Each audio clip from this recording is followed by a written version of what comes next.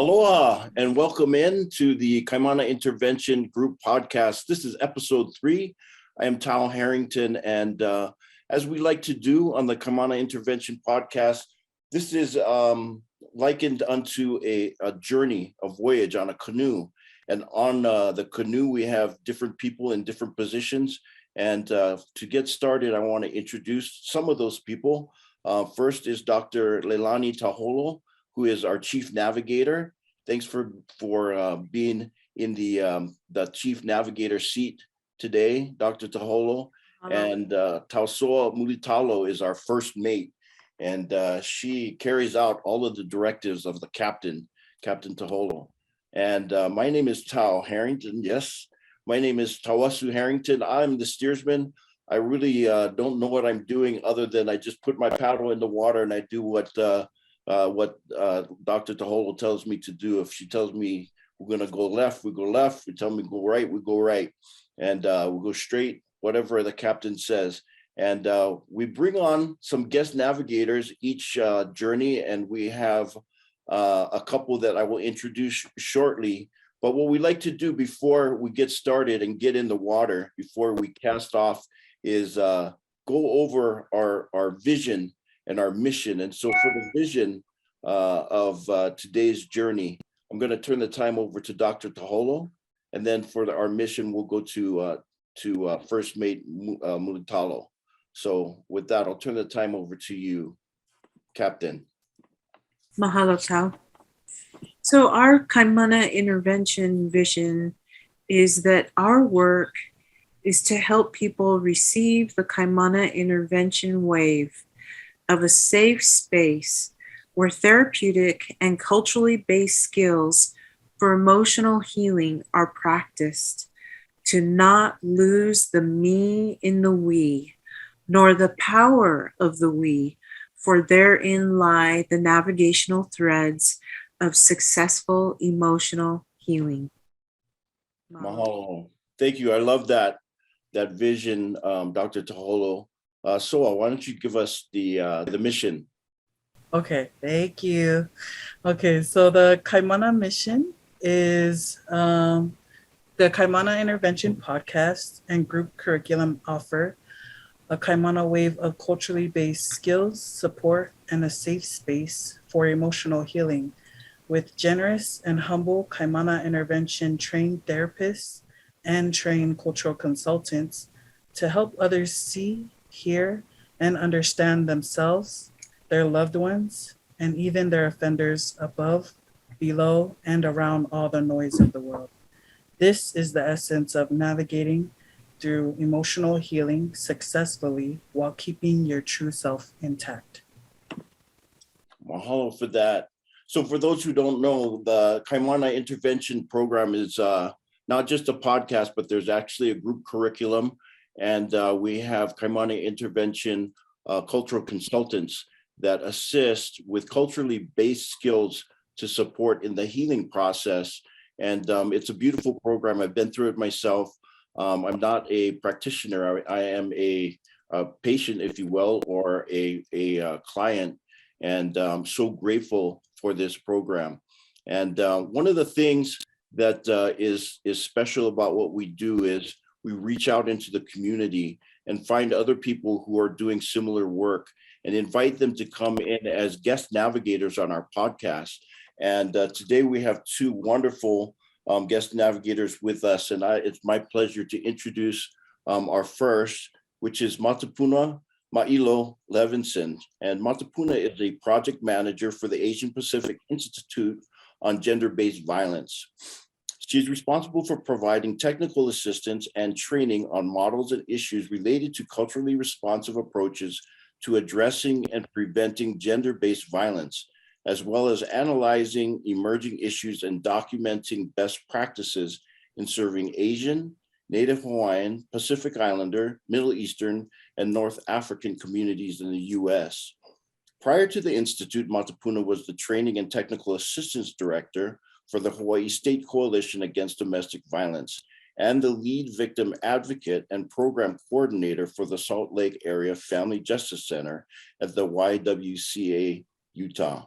She received her BSW from BYU Hawaii and her master's in social work from USC Suzanne Dwork Peck School of Social Work. She'll begin her doctoral studies at the University of Hawaii Thompson School of Social Work and Public Health this fall. Welcome in, Puna. We're so grateful to have you on board this evening. Thank you. I'll turn the time over to Soa to introduce our other guest navigator. Go ahead, Soa. So thank you, Tal. I have the honors of introducing Tina Kabiles Cardin. So Tina is from Waianae, Oahu, where she was fortunate to have been raised among and taught by kupuna in her ohana and in her community. Living in Utah for the past 25 years, Tina is and has been an active part of Hui Hawaii o Utah Hawaiian Civic Club and is a cultural educator and practitioner, community leader and advocate. Her greatest joys are found in raising her three manawahine daughters alongside her husband and raising them in the cultural traditions, practices, and perspectives that were passed down to her and her husband from their elders. And I'm gonna go ahead and turn it over to Tina to share more of an introduction and her oli. Mahalo. O Elizabeth Kalau Kapu ke ka oha ka wahine. O Emiliano Carbonell ke kane no hupu lawa a hanau I o Francis Carbonell ka wahine. O Francis Carbonell ka wahine o Bonifacio Kabiles ke kane. No hupu lawa I Waianae a hanau I o Christina Puanani Kalau Kapu Kabiles. O ao Christina Puanani Kalau Kapu Kabiles. O Makua Ku'u Avava. O Ulalena Ku'u Ua. O Kaiulu Ku'u Makani. Mai ku'u mau kupuna mai ka po mai a hiki ia ia o ko aloha. Aloha. Can you give us a little bit of English translation on that, Tina, so we can catch that? It's so beautiful to hear it in Hawaiian. And give us a little bit of what you just said, and then we'll give Puna a chance to give a little bit of a personal background on of hers. Yeah, that is just a small snippet from my maternal grandmother to my mother and father to myself. And of course, in our traditions, we never go first. Our names are always last, right? We give honor and respect to our kupuna. It also lists the places that I am from, because we know that we are Aina, right? No matter where we go. And also these places serve to feed and shape us. And so even though I might be in Tuala, right? These are my foundations, so. Mahalo. Thank you so much, especially for explaining kind of the protocol and why things go where they go and the importance of not just who we are, but where we come from. I appreciate that so much. Puna, why don't you give us a little more personal background, since the bio that I read was primarily your academia or your academic credentials. Absolutely. So aloha, talofa lava, everyone. My name is, again, Matapuna Ma'ilo Levinson. Please feel free to call me Puna. I'm the daughter of James Ma'ilo and Christina Sala'ivai Nomura Ma'ilo, who have both since passed. And I am also the granddaughter and the legacy of family and villages in Faliula, Tutuila, in Pangatongo and Utule. And I'm so very fortunate. I was born in American Samoa, but raised in Hawaii on the North Shore in Wailua. So my mauna is Ka'ala. And I'm so thankful that I was raised in this incredible community. I want to acknowledge Kanaka Oiwi that live here and who still reside here and still resist to the occupation. So I'm grateful that we can talk a little bit more about what trauma is, what collective trauma and historical trauma is in our Pacifica Indigenous communities. I'm a mother. I have one child, my son Benjamin Anipati, who turned 11 on Friday, and my partner, my spouse, Joshua Keola Levinson from Waimea on Hawaii Island. And we've been together for 12 years. As mentioned, I'm a social worker by training. I'm also a caregiver, so I caregive for my older brother, my third brother with a spinal cord injury. So my mother was also a survivor of violence. So it will make sense, I think, some of the things that I'll share today from all these different perspectives. In fact, my career in the movement began while we were living temporarily in Salt Lake City, Utah, several years ago, while homesick and wanting to connect with our Pacific Islander community that is there, right? One of the largest concentrations of Pacifica peoples in the US in Salt Lake City, Utah. So from my experience in community organizing with our health and civic engagement coalitions, that's what eventually led me to domestic violence and gender-based violence work. So, Well, mahalo, thank- Fatalava, thank you for having me. Fafetai, we're so grateful to have both of you on with us, especially because this journey that we have on the agenda today is one that where your perspective and your insight will be incredibly valuable. And for a little bit more background on what that journey is, I'll turn the time back over to Dr. Taholo to give us some insight into what is called avoidant isolation. And while you're doing that, I'll bring up a screen. Go ahead, Dr. Taholo. Mahalo, Cal. In our Kaimana intervention manual, so for the group curriculum, one of the things that I had the honor to piece together from the data that was collected from the Kaimana study, from the dissertation that was published in 2019, was the Kaimana cultural over-appeasement and avoidant isolation spiral continuum.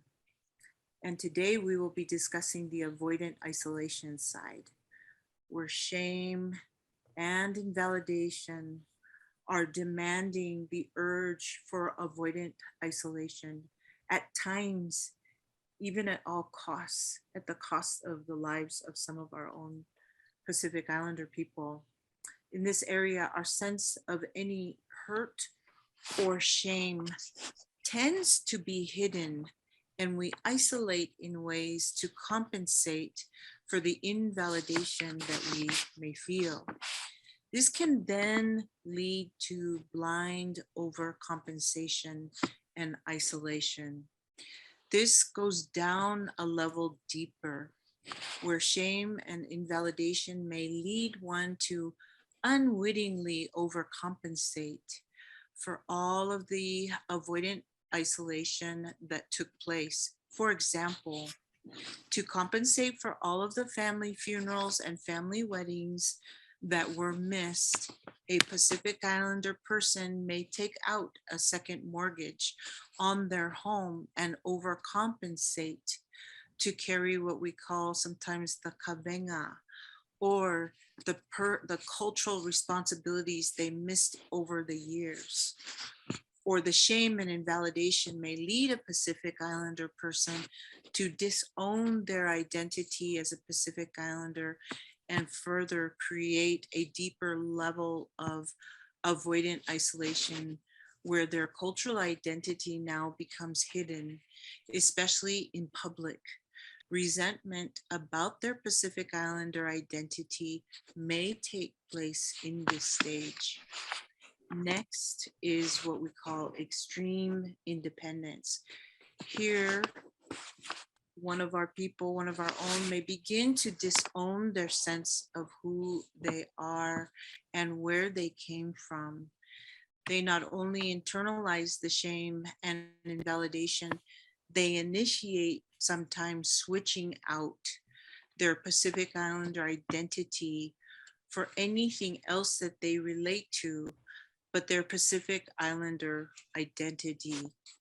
Shame and invalidation can invade their sense of peace while this new form of identity takes place, and it can impact their lens through which they view others.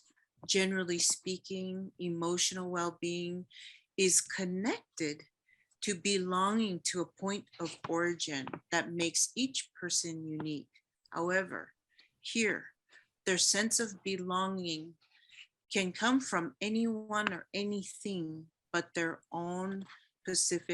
from their own Pacific Islander identity, which is now a part of the distant past.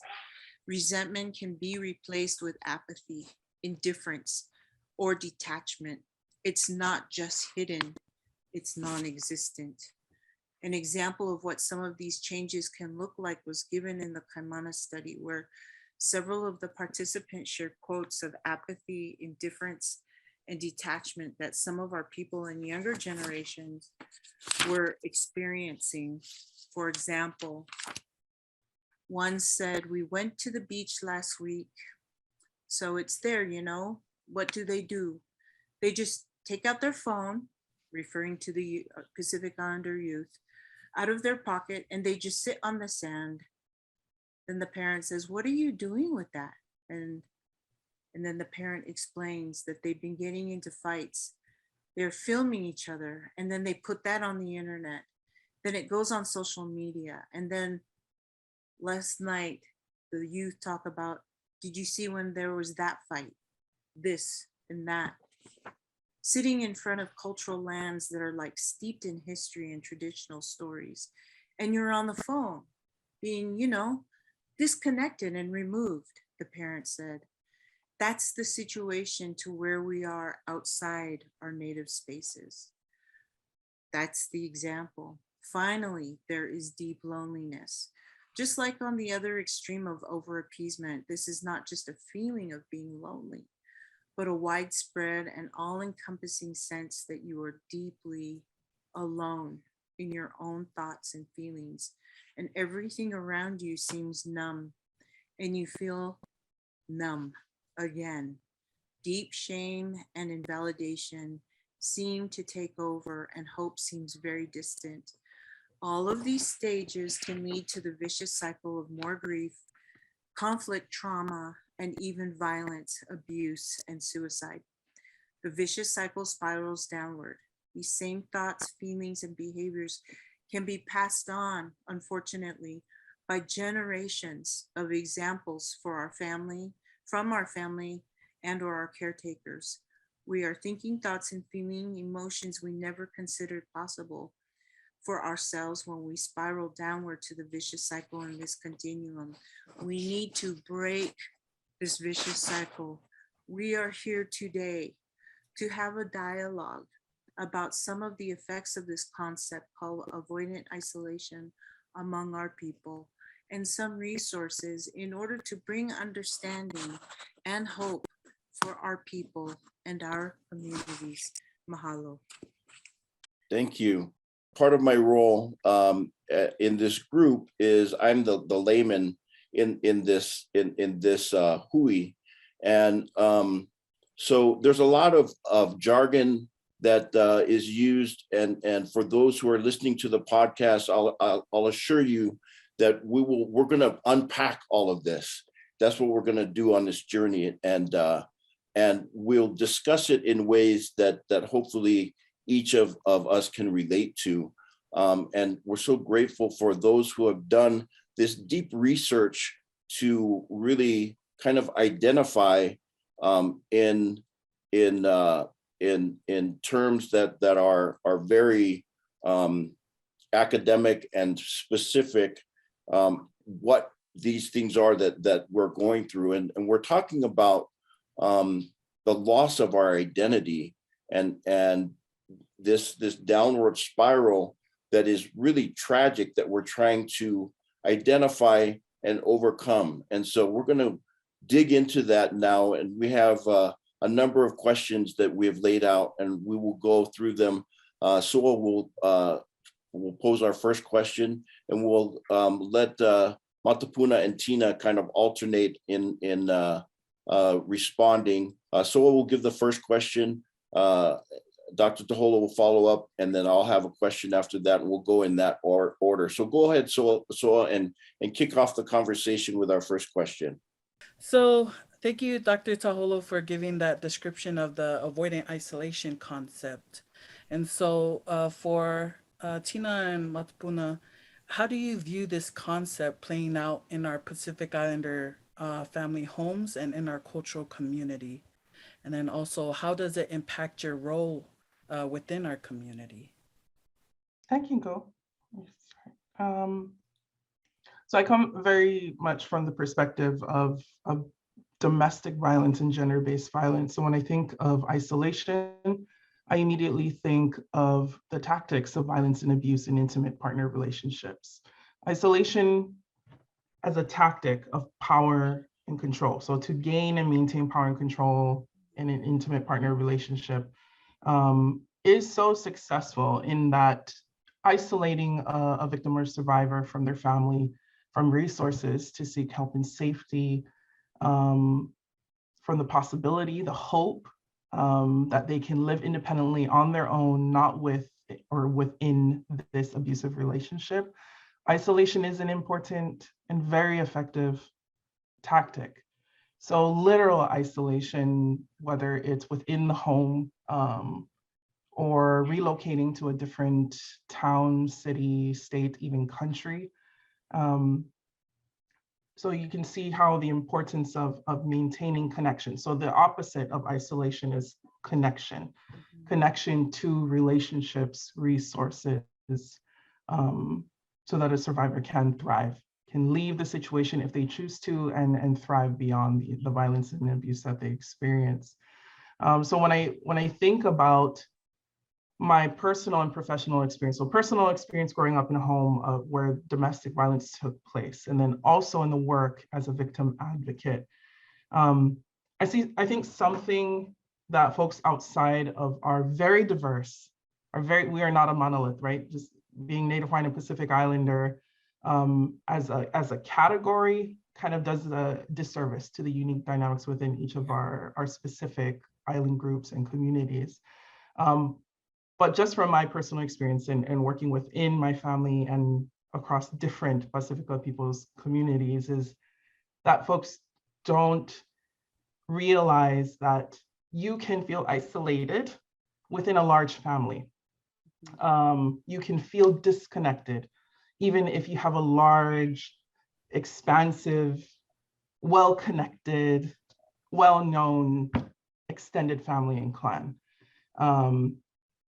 And from my experience, especially as a victim advocate, the literal removal of a victim and survivor often happened why he or she was isolated, like physically isolated from their family in the first place, is because they had experience of violence and abuse in their home already. So an abusive partner can pick up on that. They pay attention to that. So it increases the vulnerability and risk, right, for situations like this. So that's immediately what I think of. When I think of isolation, it's such a commonly used tactic of violence and abuse and exploitation, because it's so successful in hitting kind of the core parts of what it means to be human. And certainly from a cultural perspective, as a Native Hawaiian or Pacific Islander, as a Pacifica people, we are collective. So isolation is like the opposite of what we are raised and what we're taught as a value, which is connection, community, ainga, ohana, whanau, family. That's why it's so devastating. It makes sense why it hurts our bodies, hurts our minds, hurts our spirit, all of it. Thank you very much for that, Matsapuna. It makes that the visual I get is of a herd, and which is, there's everybody's in the herd, but there's, one person that starts to kind of just gradually drift either to the outside or to the back of the herd. And then the predator comes in and they can see that, right, is what you're describing, is the predator comes in, he can see that, then he further isolates that one and preys upon that one because of that process that has already begun. So thank you for that insight. I love that. How about you, Tina? What would you add to that? So for myself, I've been witnessing extreme isolation in our community by means of them feeling disconnected from their space and having to navigate their way in spaces that are unfamiliar to them. Yeah, so like there are so many coming from Hawaii, right? Moving to the continent, moving outside of Native spaces. There are a lot of Native American students or younger individuals that are leaving the reservation and moving to places that basically are not their own homeland. And so when they do that, they feel isolated in that they don't have resources to connect to. Yeah, and so they assimilate so well, or they try to assimilate so well to the point where all of their energy and focus is with fitting in with whoever they're around, right? And so they're not fed culturally. And we know as Kanaka, as Po'emoana, that relationships are the primary thing that is important. That is our priority, right? So we have a saying called Punaha Keola, and that means the interconnectedness of all things. And that concept is basically the foundation for every single cultural practice that we have. But when they're removed from that, when they don't feel connected, then they feel that isolation. Then they start to seek out connections in ways that might be detrimental to their health, to their well-being. They find alternates for the sense of community and ohana that they used to feel. And then a lot of them, when they internalize a more living in the diaspora outside of our native spaces, they start to, when we talk about assimilating, so the culture, the priorities, the values are usually in direct opposition to the way that they were brought up. Yes. And so they're being pulled in very different directions, right? So they have their foundation, which they're feeling very shaky on. And then they have their introduced environment, which is giving them the complete and total opposite images and all of these other things that they're experiencing. And so that leaves them feeling very isolated.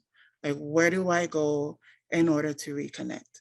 And so fortunately, we have been able to go into the community. And that's why I said we're witnessing it, because we get a lot of feedback from them that tell us, you know, it feels so weird to be outside. Like, I see other Pacific Islanders that I might be related to, or I might know, but I'm afraid to go up to them and talk to them because that's not our way.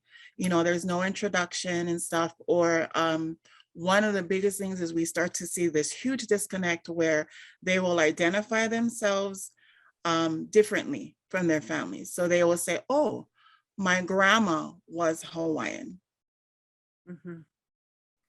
As though the genealogy doesn't trickle or connect to them, and they themselves do not identify as Pacific Islander, because their identity is wrapped up in ability, right? So I don't know how to speak my language. I don't dance hula. I don't do this, this, and that. And so they're associating the ability to do a cultural practice with who they are as Po'emoana, right? And we know that it's not your ability, because somebody like born in a pure Japanese person could learn to speak Hawaiian, but that does not make them Hawaiian, right? Because that is a learned ability. So when we introduce them to the idea, they're reintroducing them to the idea of mo'okua, how your genealogy and how that connects you, regardless of your geographical space, we find that it enables them to reconnect and to feel a little bit stronger when they navigate their way in places that are not familiar to them.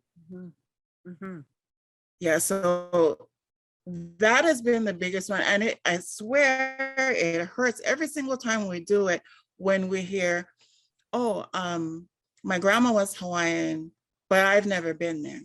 And we're like, okay, but that's your grandma. They're like, yeah, okay, so that means that you're Hawaiian too. Oh, but I don't speak my language. Oh, but I don't know how to dance hula, or I don't eat the, all of those are ability based. And it's a really colonized concept to associate all of those things with who you are as Po'emoana. Because for us, it was always genealogy. That's your primary identifier. When we would introduce ourselves, that's how we introduce ourselves, right? And so when we take them away from that, and they're not given the tools to use that as a means to reconnect, regardless of where their foot is planted, then that's where we're seeing, especially in our community here in Utah, that beginning of a huge chasm that they're left with. And I don't know that we'd be able to fill all of them, but you try your best, right? Like any opportunity afforded to you, go in and you talk and you teach and you share. But that's what we've been seeing, is that ability versus genealogy, and the heavy duty colonized mentality where, oh, I'm, percentages with blood quantum and things like that. So that's been really detrimental to our people as well. Thank you so much. I love the perspective, and I see lots of heads nodding. I'd like to get Dr. Taholo's input here, and then I really want to hear from Soa, because she represents the voice of a large part of our audience that can really relate to what Tina is talking about. So what are your thoughts, Dr. Taholo? And let's get Soa's input as well.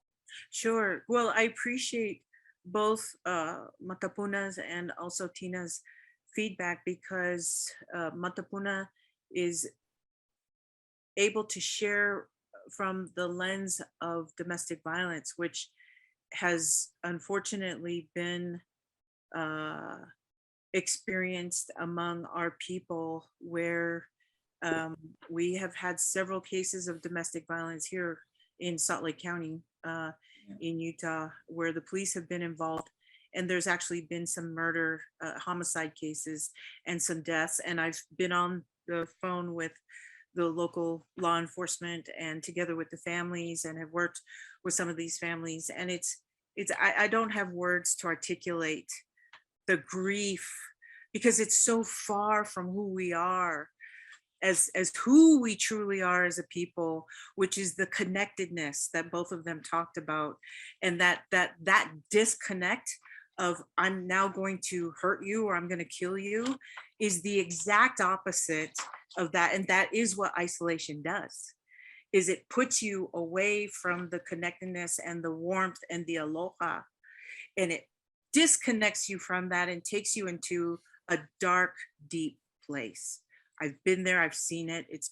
It is devastating to our people and to our kupuna and to all of our families, our genealogy from before, now, and the future generations to come. It affects all of us collectively as well as individually. And so I really appreciated what Puna was sharing, Matapuna was sharing from that perspective, because that is a reality of what happens among our people. And exactly what Tina was sharing was exactly what came out in the Kaimana study, that when they were outside of their cultural spaces, they were accounting for things as if they weren't Pacific Islanders. It was my quantum, or it was, oh yeah, well that was my grandparents or my great grandparents, but I never been there, I don't speak the language. It's all technical. It is the ability piece and not who you are in your core, who you were born as, which is the core of who we are.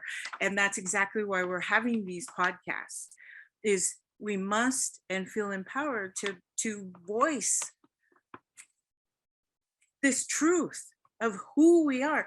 This is not just us speaking, this is our ancestors speaking through us and through our bodies and through our core being and who we are.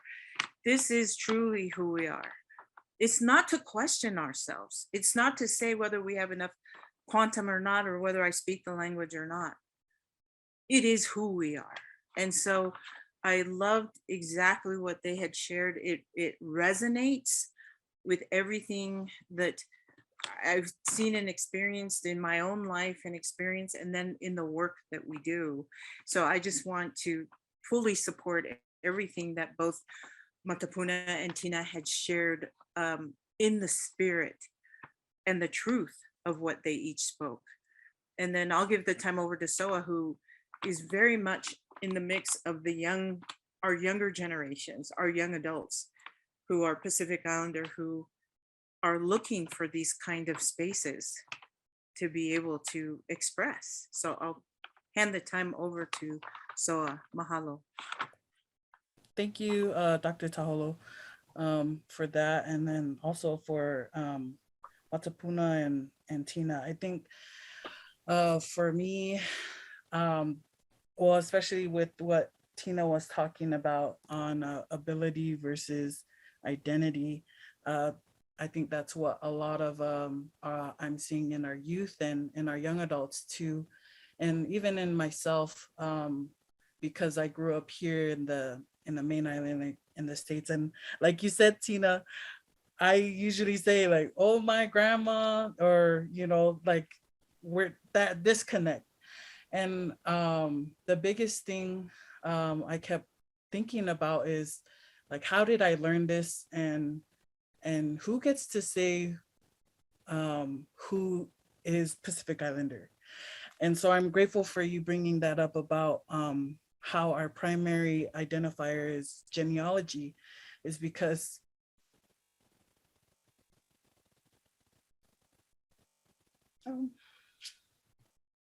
I feel like growing up in Utah, it's been really hard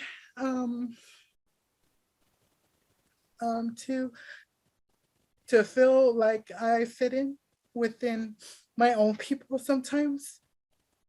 Recently, there was a woman that, a Samoan woman, who we introduced ourselves to just in the community, and she asked us if we were real Samoan or fake Samoan.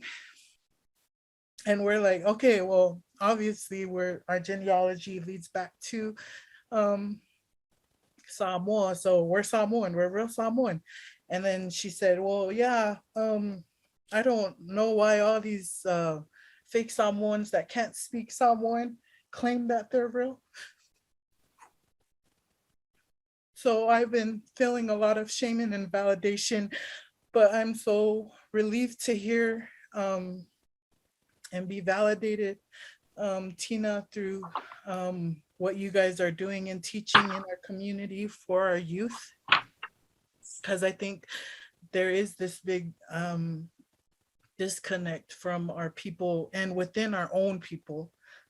Because I didn't have the ability to speak the language. Everything else I feel like I could learn, and I tried to compensate, but I always felt this this guilt or shame. So I'm just grateful, and I know it's not like all of our people that do this and disown our own. Yeah. It's just a select few, and it always gets to me. But I'm just grateful for your explanation and sharing your truth, and it helps me to know that that I do belong, and I am enough. And I feel like that's what our youth need to hear more often, is how we're connected, and that we are enough to be here. So just grateful for you guys, and sorry to get so emotional. It's just, this is something that has really been an issue for me, and that I'm still trying to figure out. So thank you. Don't apologize, Soa. Yeah, thank you so much. So I'm glad that we have a group view here, so you can see the faces of this group, and we love you, Soa, and Right. I really, you represent a large part of our audience that is dealing with the exact same things that you are. And so let me allow some space maybe for some of our guest navigators to jump back in if you have some comments or thoughts. So I'm like, I have to say, this is always the reaction that we get, and that's how we know that this is a big deal for a lot of the young ones in our community. But we always tell them, do you think your grandma cares if you can speak the language? You think your grandfather cares if you can speak the language? No, they love you because you're theirs. Mm-hmm. Thank you. You know, one of the things that has come up recently is that in our language, we don't say, what is your name, right? We say, who is your name? Right. And that is a great indication of what is important, right? It's who you are. So with that, we'll turn the time over to Dr. Taholo for our next question. Go ahead. Sure. But Mantapuna, was there anything else you wanted to add to what Tina had just said? I appreciate what Tina said, you know, about grandmothers. I wasn't raised by my grandmothers. I also don't speak our native language, Ngani Samoa. So I'm part of that. I'm part of the diaspora that is feeling that disconnect. The closest connection I had to our culture was my mother. And so when she passed, it was like an umbilical cord was cut. And that's not what her or my grandmothers or any of our ancestors want of us, to feel this deep grief, pain, and loss, which we're going to feel. We will feel, also because of the collective and historical trauma that we've experienced, right? So it gives me hope, because I've seen Pacific Islander youth with this desire, this hunger for this identity, genealogy, knowledge, and awareness, which is so consistent with what the evidence and the research talk about, but we don't, that's less important as is what is most meaningful and actually works and is responsive to our needs. Yes. So I, even with all the work I've done in cultural specific gender-based violence work, I constantly feel shame, grief, and loss with not speaking the language, growing into my knowledge of my genealogy. But to give you kind of a nice little preview of what it was like when, so my brother who I caregive for, he is really into genealogy. And when it was just within this last month, and we were going over our family history on both of our branches, both of our parents. And we were looking at how far back. Mind you, right, we didn't have our written language. All of this was our oral histories and songs and chants passing down. And so whoever our relatives were that were contributing to this, I love them, because you can see that our experience in this US affiliation, right, being part of the United States, is such a blip, a small, important blip in the long, expansive history of our motherland, our continent, which is Moana Nui Akea. It is the Pacific, and it feels so good. Even in our large global diaspora, that is our ancestral home. That is our inheritance. That is what our ancestors fought and lived and grew and thrived for us to come back to. Even if we don't live there, this is our home, this is our place, this is where we can come and draw to and draw from. So it felt good, because I was feeling very small and insignificant in the work. What is it that I can contribute? Well, it's what we do in all our respective spaces with our talents.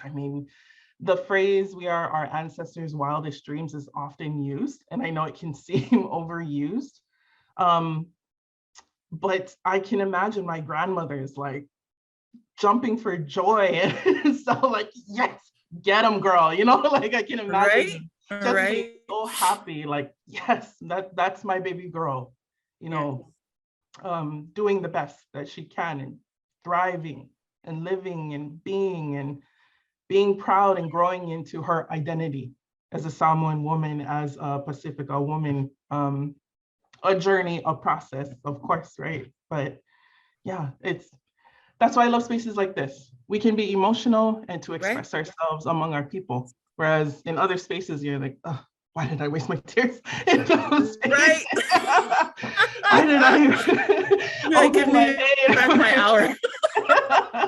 That's so beautiful.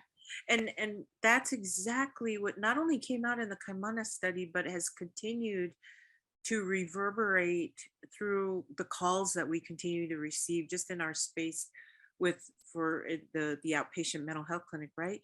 Is for our people that are reaching out, and specifically some of the younger people, like Soa's age, they are craving feeling and sensing that somehow what they belong to is bigger than all of this Yeah.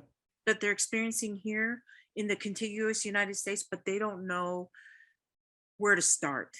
And they're not sure how to articulate that and who to connect with on that level so that they can have these kinds of conversations that mean something to the other person that they're connecting with. And so for us to have these kind of conversations and to help our young people to know exactly what Tina and Matapuna were saying, that's our grandparents and our parents and before and before and before, they're all like, you go girl, we love you, we're so proud of you, we're so happy for you, you know, and same to Tao. I mean, we're all, this is who we are as our people. Yeah. And so in the next question, you know, I wanted to ask, what are some of the challenges and changes that you are seeing in the community due to the pandemic related to avoidant isolation and being outside of our cultural spaces among our Pacific Islander communities and in our culture? Because it's definitely had an impact on everyone and some very specific impacts on our people during this time of isolation. Yeah. So some of the challenges are that, like I mentioned before, our community goes to either spaces or organizations or places that are usually not the best choice for healing and connection. And this might seem a little bit off topic or maybe even adjacent, but we find how there's so many people who are willing to repackage our culture and sell it back to our people as though it's authentic. And so unfortunately, a lot of our younger ones or a lot of even the older ones in our community who are so hungry, they're so ono for connection, for knowledge, for understanding, for maybe just somebody that can relate to them, that they cling to these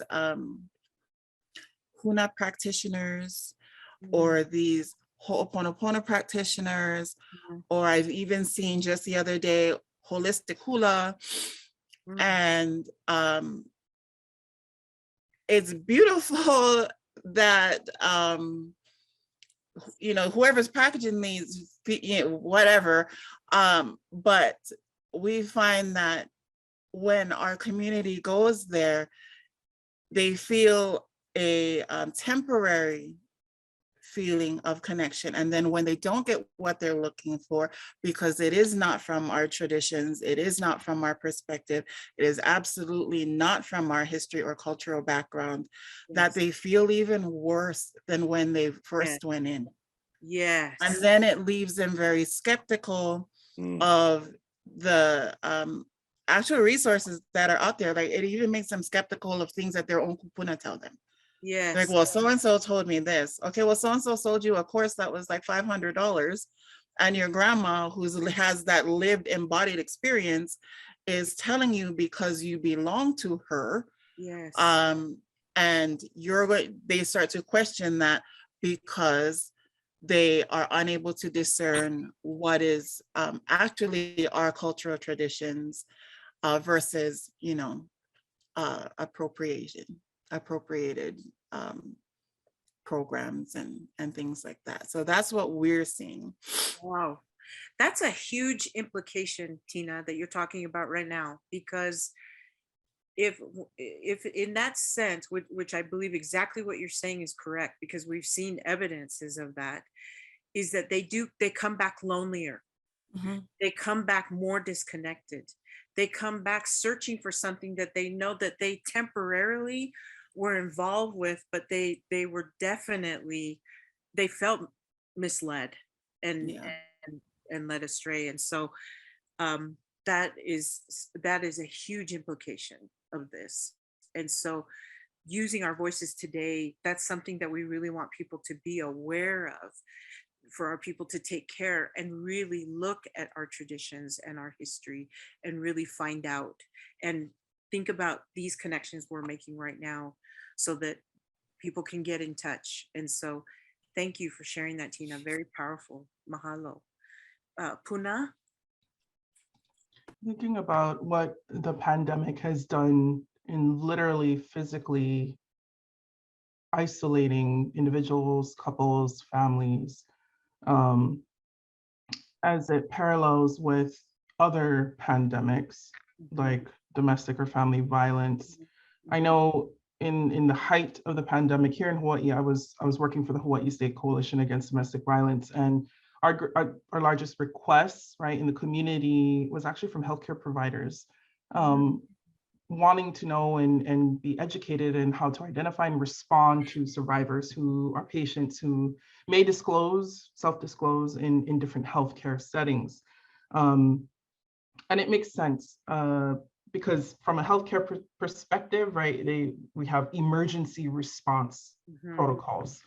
So when I'm thinking of our Native Hawaiian and Pacific Island community that was disproportionately impacted by it, right? Because we live in such large multi-generational households. It is both a cultural value, right? To live together in multi-generational families.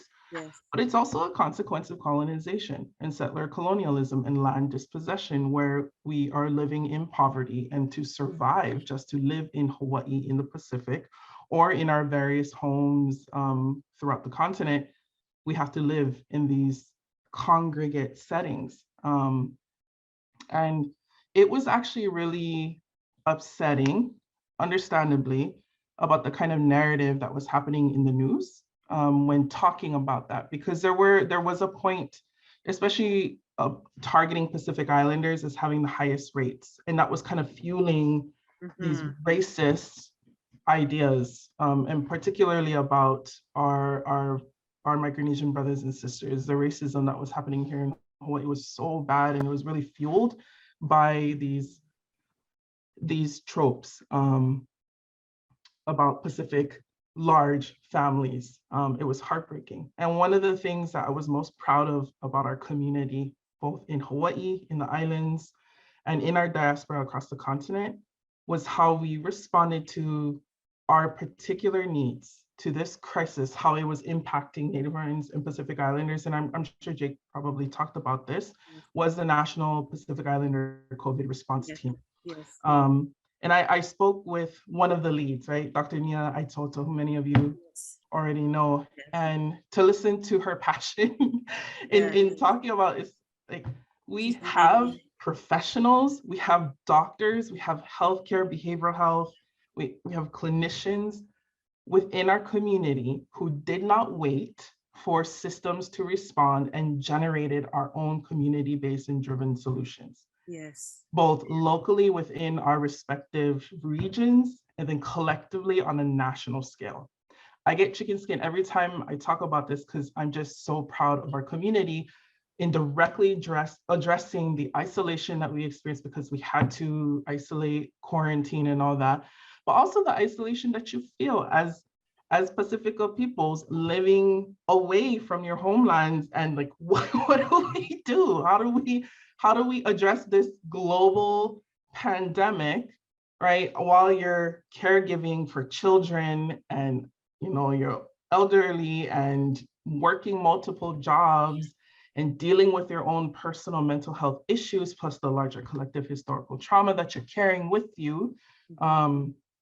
It was incredible. It was incredible. So if anyone was able to log in and watch the Koviki talks and just the community sessions, right? Utilizing these platforms that in and of itself can be isolating, right? When our youth and young adults are disconnected and looking at apps and things like that, but like flipping it. Yeah. Reappropriating it to support connection, as opposed to isolation. That was such a, I'm hoping that that's where we will also utilize the same response, which we can talk about later, I think, about just the strength of our community in our organizing. Yes. But yeah, that's what I was thinking about, just with what I've seen with the challenges in our community about isolation and being outside of our cultural spaces. the 3.5 years that we were living in Salt Lake City, it was so beautiful to see how our community and all its diversity and the way we organized, how we celebrated our cultures. And then moving home to Hawaii, continuing DV, gender-based violence work, having listening sessions with women in the Pacific and on the continent was so interesting. Is like the recurring theme was they wanted to connect with each other, both in person and online. They wanted more spaces where as survivors, they could heal, they could talk story, they could talanoa, they could do all these things to tap into that practice, the practice of having conversations and deliberating and delegating over matters that impacted the community, the clan and the village. And it was just wanting and craving so badly to make that connection across the diaspora was so clear and evident. And yeah, still a huge need today. Beautiful. Thank you for also bringing out what our people did in response to the pandemic when it came to we could have just folded, right? And said, okay, this is where we're at. And, some of our people became homeless as well, but then they'd go in with other family, right? So in the meantime, our people did something and we didn't wait.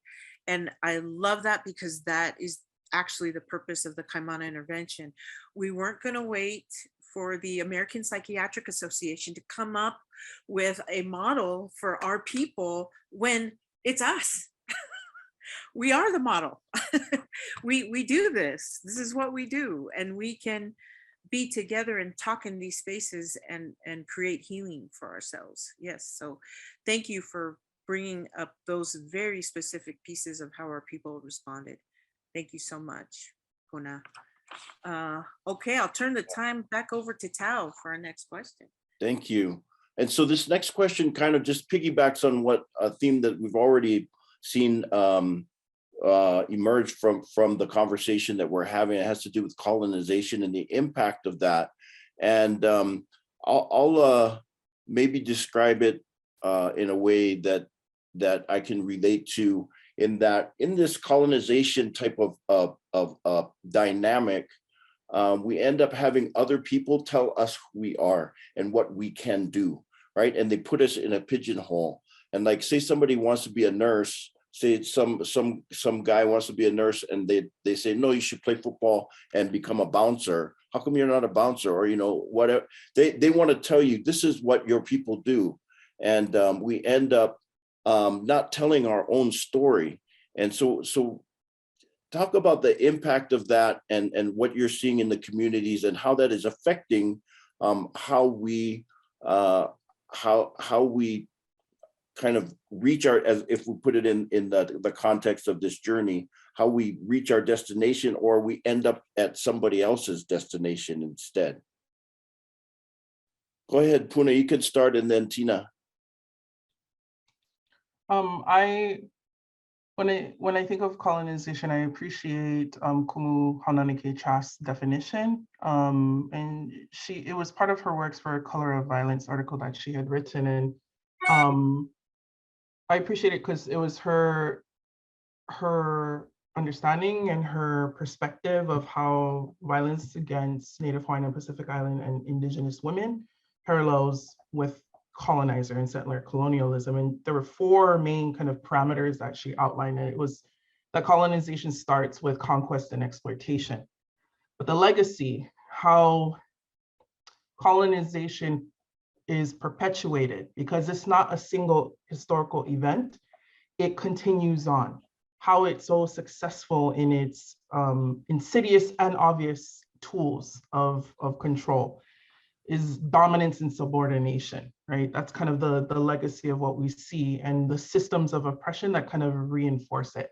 And what I wanted to share with you all, just to help me, and hopefully it will be beneficial for some folks, is something I learned about a definition of what systems of oppression are. So I know we talk about race, equity, social justice a lot, and I think definitions and defining what we mean is really helpful. And I had to learn about it. And I learned from Move to End Violence several years ago. It was 2016.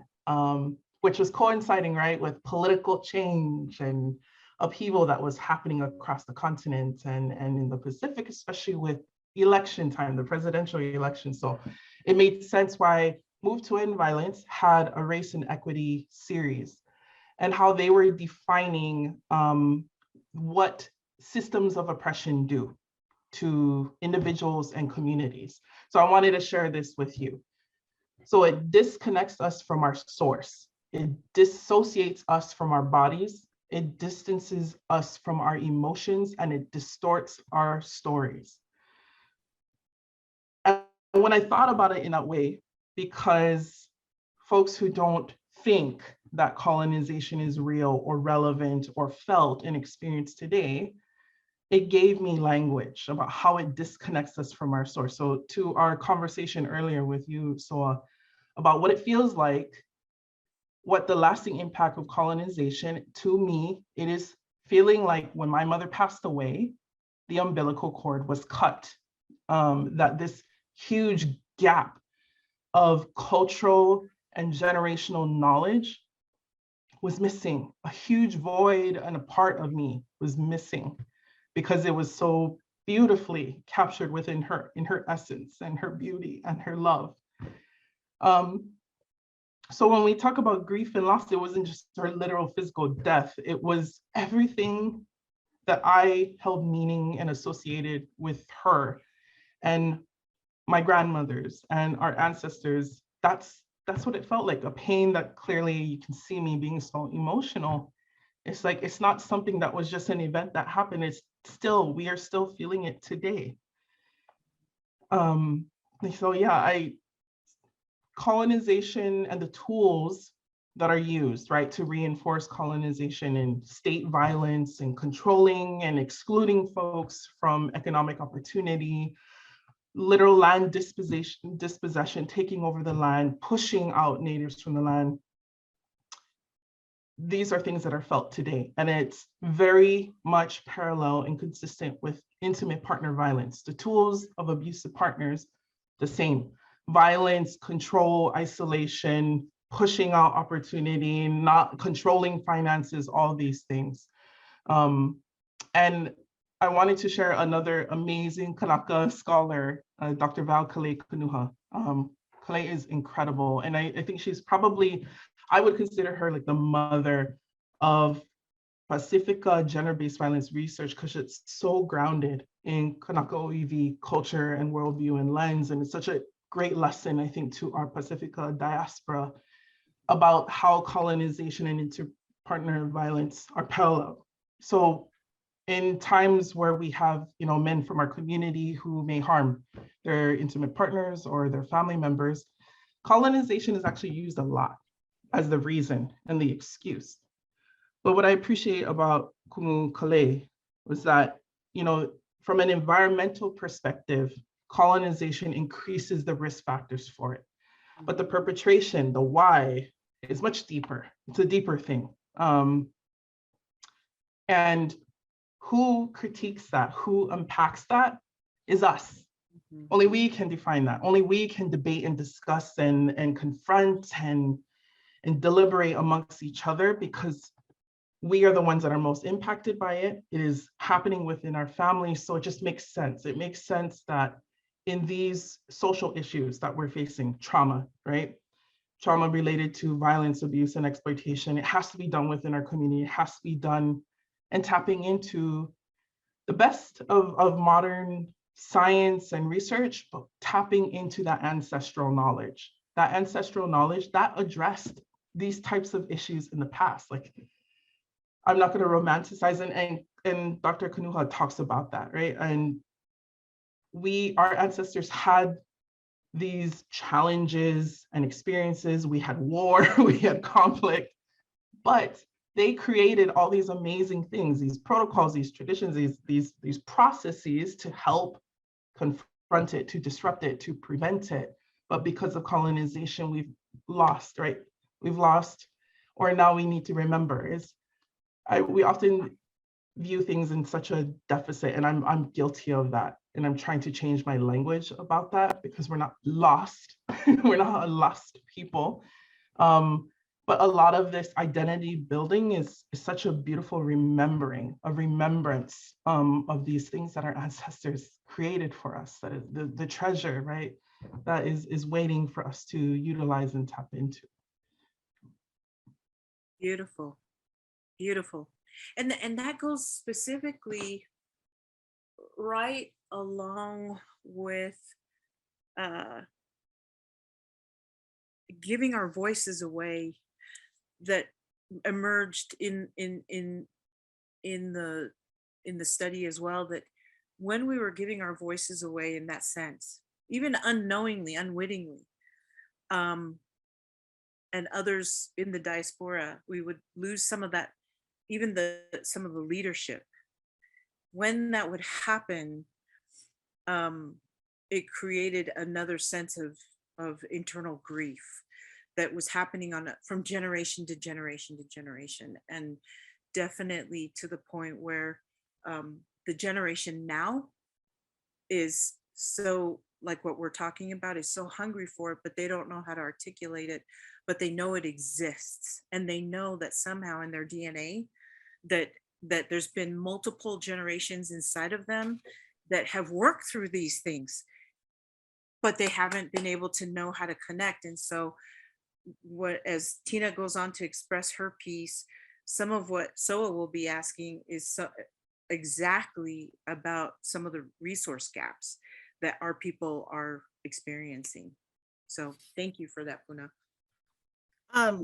So for me, there is not one part of our lives now or our history that has not been negatively impacted by colonization. There is not one place that we can look at, one thing that we can look at that hasn't been impacted by colonization. And that's real. But it had us looking, what we once considered connection now moved to like commerce. Mm-hmm. It was something, what we used to value as automatic and belonging to us and us belonging to, now moved to a commodity. Right. So land was bought and sold, our cultural practices bought and sold. It also had us not looking to each other anymore. It had us looking to outside, to the other for validation. Oh, well, they have this, this, and this, so therefore it must be better. And that was intentional, absolutely intentional. That's the divide and conquer. If they can make the natives question themselves, they're already 50% of the way won, right?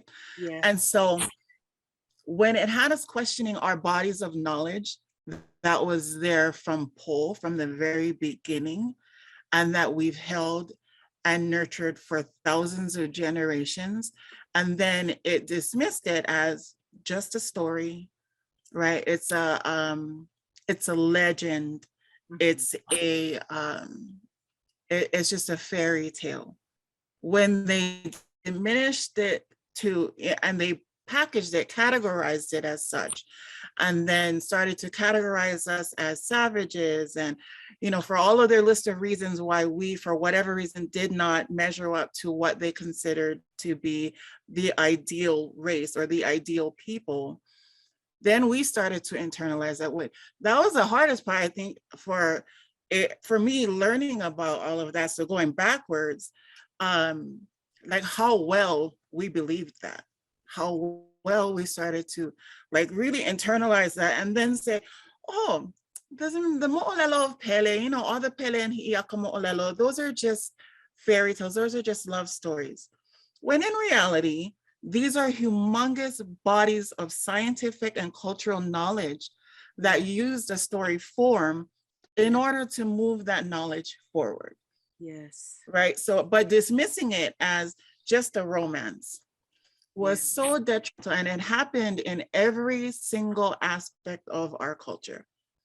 Our language couldn't possibly be elevated because we didn't speak like them and they didn't understand us. So therefore, the beauty and the depth and the wealth in our knowledge was non-existent to them. So therefore, them being the dominant voice, they became the dominant culture, we started to internalize that.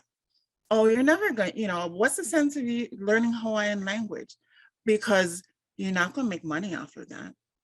As Yeah. though that's the sole reason for learning your culture, Yes. right? Like that's the only reason why I could possibly want to learn something Just to is make so money. that I can make money off of it. Yes. And Yeah. then this whole nuclear family, right, where this is what the family unit is supposed to look like. And then it causes us to dismiss our interdependence, our Ohana system, our Ahupua'a system, as though that didn't sustain us for thousands of years, that like we didn't thrive in those beautiful situations. And looking at us now, internalizing the more nuclear family where it's just your mom and dad and whoever, you know, your immediate family. And those are the important ones. And then it literally disconnects you from everybody else around you. Yes. So I remember my grandma always telling us, oh, you have to look at the net. I am not a fisherman. I am not like, oh, that I leave that for my husband and, you know, but our tutu lady and all of the kupuna in the community used to tell us, oh, just look at the upena. And I'm looking at them like I have, you know, I want to be watching He-Man and She-Ra right now. I don't know what you're talking about. But then they would take us and all of the uncles would be sitting down, talking story, sitting on their Western oil cans and repairing net. And they would tell us, just hum on, just be quiet, just go sit and go watch them. We're thinking, oh, they're just tired of us talking. So now they want to push us off on the uncles, on all the tutu men. So we sit there and we're like, you know, and eventually we get tired of our own talking stories with each other. And then we start to watch what all the uncles and the tutu men are doing. And they're repairing these fishing nets. And then I remember distinctly one of the tutu man, Tutu William, he goes, baby, do you know that the net is only made with one string? And I look at him and I'm like, tutu man, that looked like 10,000 strings to me. And he's like, no, babe, that's one string, 10,000 knots. And I'm like, okay. He goes, babe, that's your family. And you know, I'm 10 years old. I am not really relating to what he's saying, but thankfully I remember. And so as an older person, I can better understand what he was saying. So your family, you come from one line, right? You have all of these interconnected hipu or all these different knots, but it is essentially one line. And your net can spread as far as you want it to spread. It can be pulled super, super tight, but it doesn't break. And when it breaks, you fix it. Because if you don't fix it, then how are you going to catch anything? That net can also come super, super close, right? When you're hanging up and all the different knots are touching and everybody's close and everybody's pa'a. And he's like, that's family.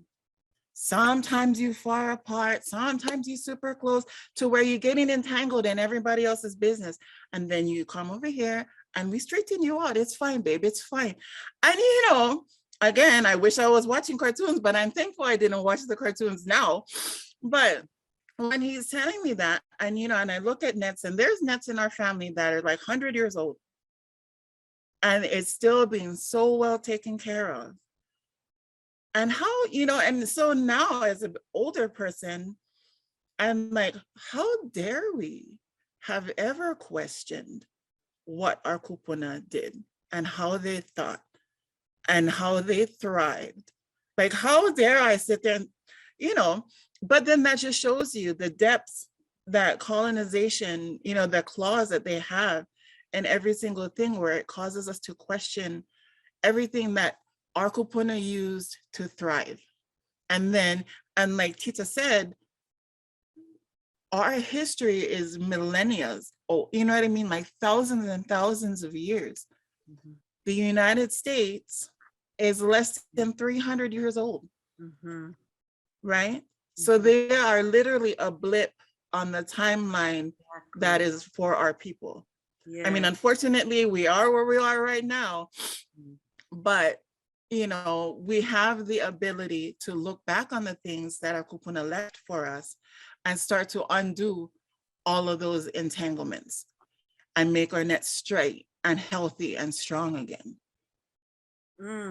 Like we have 3 girls, and raising them in the diaspora, but with, like Aloha Aina and things, it's a challenge.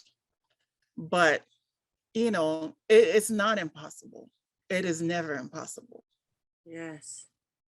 And that everything that you said, Tina, I mean, so I'm wondering what you're feeling, and Tao what you're feeling, and Puna what you feel. I just know that the young people, our people, when they come, just listening to the metaphors of our kupuna and our people, like that helps take away the numbing, because the numbing part is the part that they express, that they feel is the numbing, because they don't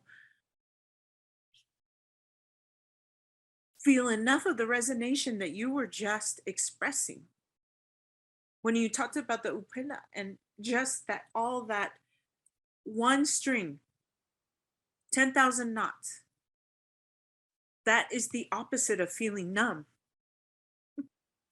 This is our connection from our people, and exactly what you said. How dare we question what our kupuna offered after thousands and thousands and thousands of years? And here we are in a beautiful country also, but 300 years old. Right. There's a difference. And in our culture, age Mhm. makes a huge difference. And we honor our elders. Yeah. Powerful. Yeah, what a powerful statement you just made right there, just Powerful. in kind of illustrating what Tina just mentioned in the contrast in just the ages of these two societies, and which has more value. Well, in our culture, the one that has more experience, right? And so I love that. So do you have any thoughts? Yeah, I just wanted to say I was probably in that generation where I went to go watch the cartoons instead of listen. I was feel poco, but just kidding. No, I just really love what both of you had shared, and about especially tapping into who we have here, because I know that when I have those conversations with my grandma, she's the last of our grandparent out of our grandparents who speaks the language and has been in Samoa and has those stories and that rich culture. I know that when I do listen, I feel this, I don't know if empowerment, like I feel really a part of it, and just feel really grateful in my heart, and it's in a way it's healing. And so I'm grateful for that time and space, and just wish that we had more accessibility to our kapuna, especially out here, because some of them have already passed, or some of that knowledge is already lost. And so yeah, that's what I'm thinking about for the younger generation, and even for myself. So thank you. Yeah, I think, let me just, from my perspective, one of the thoughts that I have, and one of the areas where sometimes I feel disconnected from others in amongst our people is, I grew up with a father that was extremely patriotic. And so I really have a deep love and appreciation for the United States of America and for the things that it has given us. And in the Kaimana intervention group, in the study, we talk about lokahi a lot, right? And so I'm trying to find the appropriate balance in there. And I don't necessarily share some of the hurt that I hear from my peers that they experience. And sometimes I feel a little bit empty, like, how come you don't relate more to that, Tal? And as I become more educated to the experience of my peers, that helps me to to sympathize more and to be more sensitive to, and going through the Kaimana intervention group that I just graduated from was really an eye opener for me, and I'm grateful for that.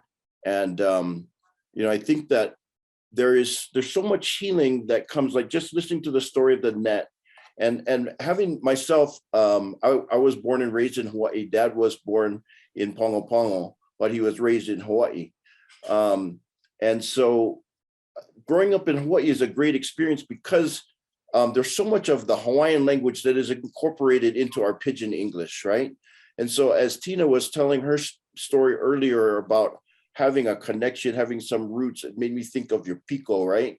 Is like that source where you came from, and that's like your grounding. And just those things that I grew up with give me a sense for who I am. And it's much more from the Hawaiian culture than the Samoan culture, but it all connects, right?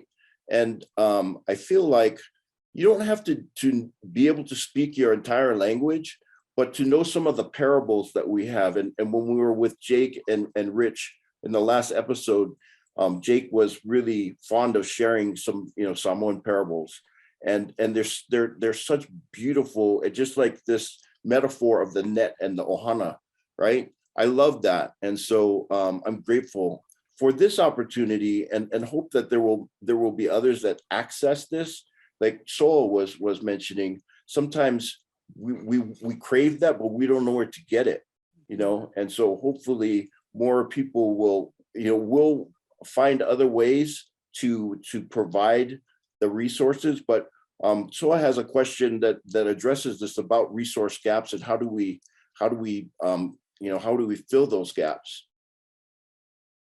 Yeah, so we've talked about a lot of the disconnect with our land and knowledge and in our relationships and these different gaps. And so like what Tao was saying, what are some of the resource gaps between our community needs versus existing services out there for our Pacific Islander community? I can start. I put a list to hold myself accountable because I represent a national resource center for cultural specific work on domestic and gender-based violence. So I have to think about these things a lot, about where the gaps are and where we need to fill them. And I think most relevant to our conversation right now about our mental health would certainly be having more Native Hawaiian and Pacific Island mental health providers, period. And I think that's why Dr. Taholo is a leading model and example of cultural specific work in this field. But we need more. Just from my experience working as an advocate and as a program coordinator, our in-house therapist was constantly booked all the time. And this was a Palangi lady serving all communities. So imagine for somebody who had limited English proficiency, things like that. And even in Hawaii, we have such an overwhelming need of more Native Hawaiian and Pacific Island mental health therapists and clinicians. But I want to take a step even further from that, not just having more representation in mental health professions and as providers, but having the understanding of where the sources of trauma come from, right? Because a lot of the reasons why we have mental health distress and challenges are from trauma. And what are the common sources of trauma? And that is violence and abuse within our families, in our relationships. So I think having that lens also, and the understanding of historical trauma, both the experience that we're having that is present today and what trauma that we're carrying as a legacy of colonization and other forms of oppression. It's a huge challenge for a healthcare mental health professional, but that's the work, right? If that's the question, what's the gap? That's what we need. We need that unicorn that can do all those things. And I'm gonna say it, we have amazing clinicians like Dr. Taholo who does this work, and many Native Hawaiian and Pacific Islander therapists who are doing that awesome work right now in the islands and in the continent. We need a nice pipeline of more of that talent. And then certainly research, which is why I'm going into the social welfare PhD program at Manoa, starting next month. Help me. And that's because we don't have enough researchers that are Indigenous specific peoples. We don't have enough research that captures the nature and extent of these sources of trauma, like domestic and gender-based violence, or what it looks like and why it's unique and different because of our experience in the US and our affiliation with the US, because it is very different, even amongst our island communities. Our experiences with colonization for Native Hawaiians is completely different from Samoans and Maori and Tongans. I mean, these are very important distinctions that we need research to capture, which will help to inform all the responses, all the prevention work, all the programming. And then definitely the cultural specific services to address all these social challenges that fuel mental health needs. That's definitely the work that we're trying to uplift. But again, the reason why we don't have many is because of colonization. That's the legacy. Why we don't have more culturally specific programs to address social issues like domestic or gender-based violence. Yeah. And a lot of the work, I feel like, as community members, as folks from our community, right? We are born and raised and grown in our communities to uplift that leadership. So a lot of the stuff we're doing, we don't think is actually addressing these things. So a lot of the times I feel like as brothers and sisters in our diaspora is kind of like just reminding each other, actually, yeah, like the stuff that you do, the cultural stuff, the practices, the protocols, the traditions are the healing, therapeutic, prevention work that we need. So I think just like really encouraging and uplifting our people's leadership, their voices, their experiences, at every level, not just in direct services, but in developing programs and informing policy and making the decisions that impact the larger community. Yeah. Yeah. Well said. Mahalo, Puna. Tina? I'm gonna just quote what she said. No, but also, it's also like for those of us, pretty much all of us who have experienced and internalized some sort of trauma, a lot of times we retreat, right, within ourselves. And that's a very Wahine energy, right? Yes. To retreat into our deep, dark spaces, to heal, to rejuvenate, to rest from whatever trauma, basically letting it scab over, right, before we have to confront that again. But I think in our community, there just isn't enough opportunities for our people to learn the more kane part of it, the male part, where is the taking what you've just internalized and rested and rejuvenated and coming out of that, yeah, because there cannot be night all the time. Yeah. And so having community cultural practitioners, having language speakers, all of these different people from a cultural perspective, supporting the work that is being done by our medical professionals, right? Yeah. It has to be a partnership because that trauma wasn't like one single event. It is multifaceted. Yes. But like Tita said, learning your history, learning your culture, that's healing. And that is so empowering. And it also brings such a level of understanding to understand like how that trauma happened allows you to prevent it from happening again. Yes. Right. So if you heal yourself, you just healed all of your mo'o and all of your mo'o's mo'o that come after you. Yes. Right. And so having more opportunities to learn cultural practices, cultural perspectives, and having that partner with services that are being offered. Because when you learn your history, it'll make you mad. It'll cause so much rage, so much anger, right? So much hurt. But then you learn your culture, not just your history. Yes. Right. And that allows that aloha to seep in and temper that rage, and you get a little bit more understanding, right? And so it kind of cools you, and it gives you that perspective that the colonizer is a baby compared to our culture, Yeah. which would be kupuna. Yes. That's right.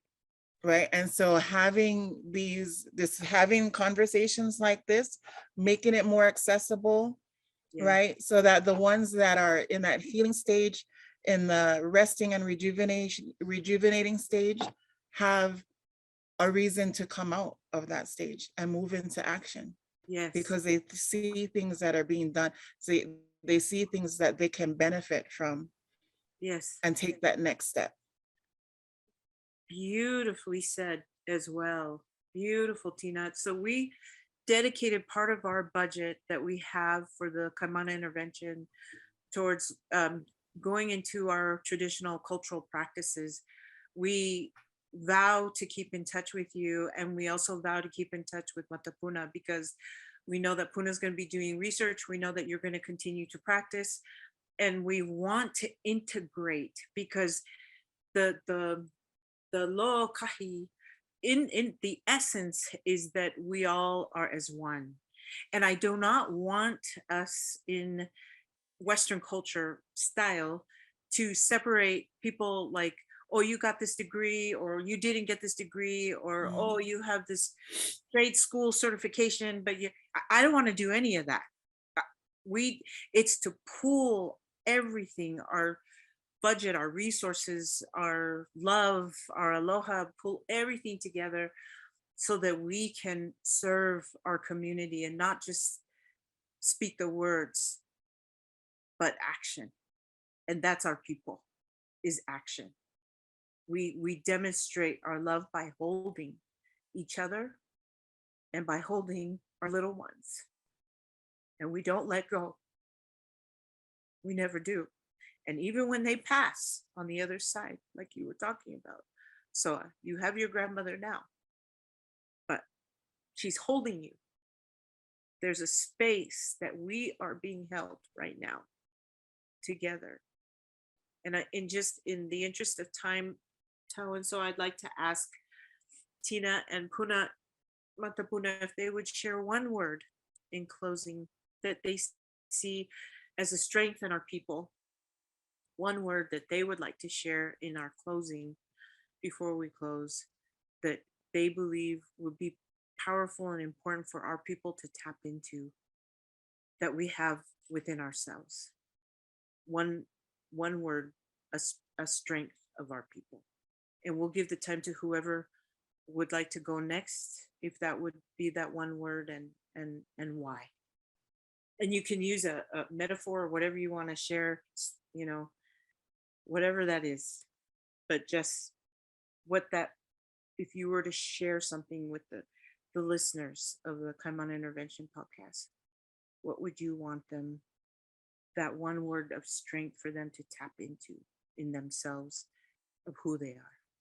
I wish I had the word in someone, but the word that comes to mind is care. And so I'll preface it with all the ways we care for each other in our families, in our villages, in our clans, in our community. Collective care, caregiving, stewardship, all the various forms of how care is such an important value of respect, of service, and thinking of it from a holistic perspective. Care for our family, care for our elders, care for our kids, care for our kupuna, our ancestors, care for the land. And I feel like all of that is so intimately, deeply connected to however we define wellness, health, well-being. So I wish I had the word in my language. It's making me think of my mom, because she doesn't like saying "I love you" in English. She won't. She thinks in her perspective, it was like, you don't really mean it. I have to say it in Samoan because then I really mean it. It means something more to me. Mm-hmm. So I wish I could tap into what care would mean for me. But that's what I feel like our community is so good at. We're so good at understanding the importance of practicing our values of love and respect through care for our land, for our water, for our babies, for our elders, in our relationships. Something that it's such a strong sense of pride. I think why we're able to, despite a lot of the social challenges that our community experiences in our diaspora, we're really good at we're really good at adapting. We're really good at working well with people. We're really good at paying attention and are sensitive to other people because of that collective care mentality. Not always perfect. Definitely, definitely room, individually for any one of us. That's why it's a practice, right? It's not just an identity. It is a practice and a decision to care and love others and the places that we reside and the people that we connect with. So that was the word that came to mind for me. Yeah, thank you. They say malama, right, in Hawaiian. Is that kind of, does that capture it? Yeah, so malama would be, it's that intimate caring for, and lama also means like light and healing. So it's already indicating that that action of caring is healing in and of itself. That's a healing action. So lama, light. Mhm. Wow. It's just beautiful. Thank you, Puna. Mahalo, nui. In your caring. That's you. That's who you are, Puna. Beautiful. Okay, Tina, what word would you use? So my word would be pilina. Pilina is relationships, right? But it's also, so like relationship within yourself, relationship with those that you interact with, so your family, co-workers, everybody. We have, pilina is also indicative of kuleana. So those that we have a pilina with, a relationship with, we are also responsible to. Yeah. But when you think about like the word pili, pili means close. So when you hold someone, like it's, the best example is like when you hold a baby. We don't ever hold a baby like, far away from us, arms outstretched. That baby is always brought in close. Yeah, touching skin to skin. That's pilina. That's pili. That closeness, that tie, that intimate holding of each other. So when we think about pilina too, it's a healthy me contributes to a healthy family. My healthy family is going to contribute to a healthy community. My healthy community will contribute to a healthy lahui. Right? And however you define, like Tita said, wellness or health, right? But that's what it is for us. That relationships are paramount. And whether you realize it or not, you enter into a relationship with everything that you encounter. Right? How intimate you are in that relationship is up to you and that individual or that thing. But for Kanaka, everything is intimate. Yeah, we walk outside, that tree that just gave me oxygen, mahalo, right? That's a relationship. I have a responsibility to malama this tree, like this tree has a responsibility to provide me with oxygen, with shade, right? And that's ancestor to me, right? So it's not me thinking that I am doing anything special for this tree. This tree is in fact able to survive and flourish just fine without me. So pilina is also recognizing your place in that relationship, yeah? And that's part of being responsible. Whereas you are not captain of everybody's ship, and you are not kupuna in every single relationship. You're not primary in every single relationship. So pilina also is indicative of kuleana, but also humility and recognizing your contribution and your responsibility to the relationships that you enter into. Okay, now this is making more sense to me because when my old aunties would talk about the kuleana and they were saying mana'o aina, now I understand it because they were saying you need to know it before you take care of it. Yeah. Gather the knowledge from the land. And now that you just talked about the kuleana, now all of that's starting to fit together because I'm trying to still understand my kupuna and the words that they gave me. And it was always for a reason, always for a reason. So thank you. This is all fitting together beautifully. This is beautiful. So pilima, Pilina. pilina. So pilina and care,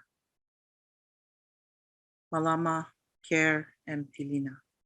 So these are the words that we pray that the people that are listening to this podcast will be able to take in to themselves, that they'll be able to feel it and over time remember who they are, who they truly are, and who we truly are. We love you, our sisters. We appreciate you. Thank you so much. It means so much to us that you took the time to be here with us today. Mahalo. Yeah, thank you so much, Puna and Tina, for sharing your mana'o with us, for being our guest navigators on this journey.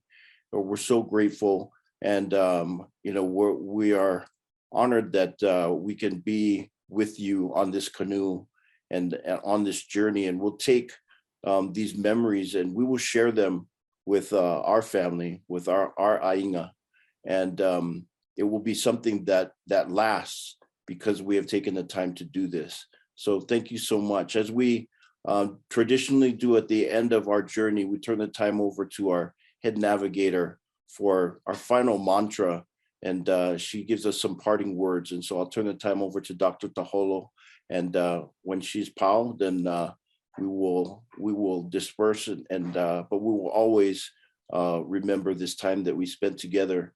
And we don't say goodbye. We say, as we say in Hawaii, ahui ho, until we gather again. Aloha. Aloha.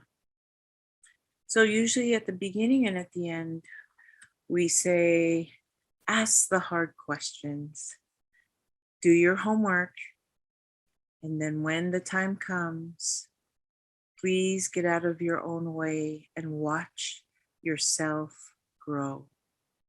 We love you. Mahalo nui. Aloha.